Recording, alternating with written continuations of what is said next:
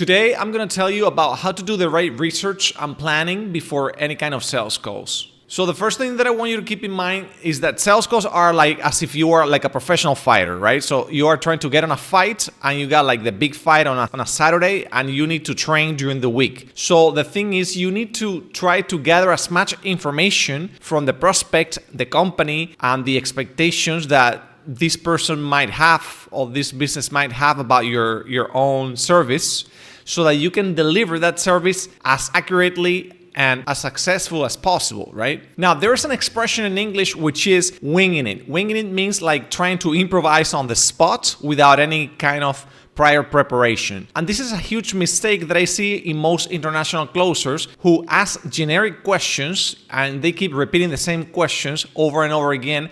And this immediately signals a lack of preparation and understanding. Strategic pre-call research actually allows you to sound like an insider instead of an outsider, and it can help you turn your international background into your strength. So a really common scenario is this. You start a call feeling prepared with your script, but you quickly fumble when the prospect mentions any kind of industry trends or company changes you know nothing about. This can cause your confidence to crack really fast. Now, the problem with this is that your prospect has heard the same generic questions from 5 other salespeople this week, and this approach immediately categorizes you as an unprepared cold caller and causes them to mentally check out. On top of this, when you ask these generic questions with an accent, prospects doubt your ability to understand their local market, and your foreign background becomes a red flag instead of an interesting differentiator. So a very common thing that tends to happen on these scenarios is that the prospect starts interviewing you and asking you questions like, hey, so where are you calling from? Do you work with companies in our industry? So they're basically forcing you to defend your credibility. So as you can see, there's a big knowledge gap here. You're not just competing on language. You're competing against local closers who have a deeper and more natural understanding of the cultural and market context. Even with perfect grammar and a clear accent, prospects can sense that something is off in the first 30 seconds if you lack cultural and market fluency. The gap here is not your accent. It's that your language, while technically correct, is culturally empty. You don't reference current market conditions or use the specific terminology that signals you belong in their business world. Every generic question reinforces their doubts. So they start asking themselves internal questions like,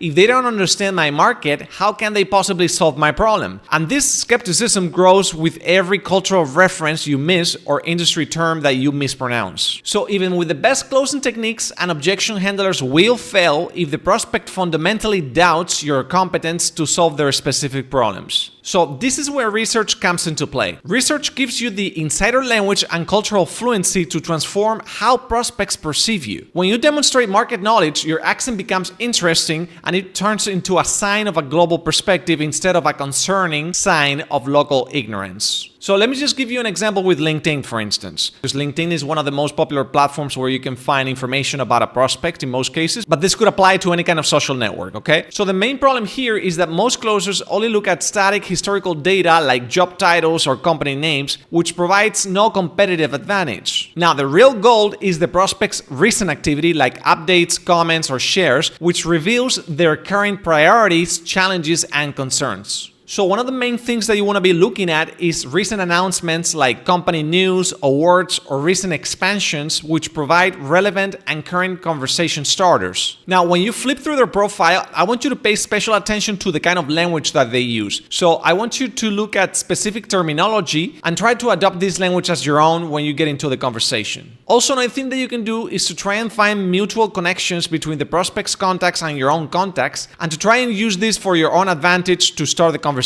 You should also pay attention to the content engagement patterns that they have on their feed. These are the kind of topics they comment on or the kind of things they share which reveal their true priorities. So in this case, an outsider would say something like, okay, so tell me about your business, because they have no idea about what's going on, right? But then if you actually pay a little attention to their feed, you could say something like, okay, so I saw your recent expansion into the European market. How is that affecting your current operational challenges? So as you can see, there's a huge difference as to the amount of connection that you can build with this kind of insights. Now, there are 5 major pieces of information that you should gather before any kind of sales call. The first one, like I said, is the recent business changes. So these are things like expansions, acquisitions, or market shifts that reveal reveal the most urgent and current priorities for the company. The second one is industry positioning. So this is where the prospect stands versus their competitors, which actually dictates their unique market pressures, their unique situation, and their unique selling proposition. Another important factor that you can try and find out is the decision-making structure. So this is who influences the buying process and what their internal approval system looks like. Also, another factor that you can try to find is the previous solution attempts that this person or this company has tried. So you can try to find what they have tried and why it failed, which helps you position your solution in a different way. And then finally, you have success metrics. So this comes down to how they measure their results. So these are things like revenue, cost reduction, or efficiency, and this allows you to frame your solution in terms of things that they actually value. With all this knowledge, your questions become strategic confirmations and not just basic discovery questions. So you move from being a salesperson who needs education to a consultant who already understands what's going on.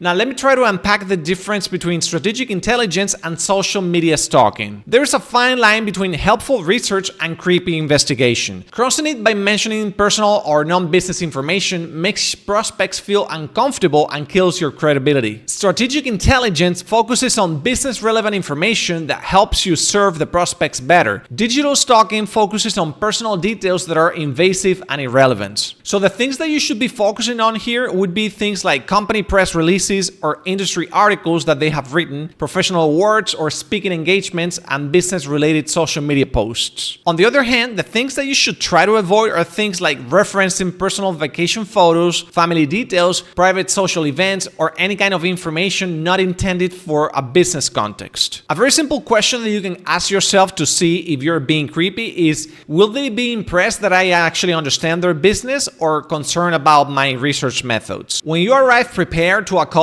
you send a powerful psychological signal to the prospect's brain that you are competent, professional, and respectful of their time. It signals respect because you invested time to understand their situation. It demonstrates competence because your preparation is a preview of your future work quality. So this kind of deeper understanding positions you as an insider, and your knowledge of their world makes them categorize you as a credible expert, and it creates a halo effect for the rest of the conversation. Now, one big common misconception that I find is that you need extensive research and a huge lot of time to actually make this work. But you actually don't need 30 minutes of research per prospect. The secret is gathering the right information in a short, focused burst. Set a timer for a couple of minutes so that you can focus on efficiency. Check their website homepage and news section for recent announcements for the last 30 days or any kind of leadership changes or new partnerships. Then, if you can find it, you can switch to the prospect's personal LinkedIn profile and scan their recent activity feed for posts, comments, and mutual connections. This preparation gives you conversation confidence. You know what you're talking about, so your language flows more naturally and your accent becomes less noticeable because you are discussing topics that you have already researched. The difference between struggling and thriving in the US markets is not language skill, but a preparation strategy that positions you as a knowledgeable insider from the very first word. Stop competing on language fluency and start competing on market intelligence. This is how international closers win.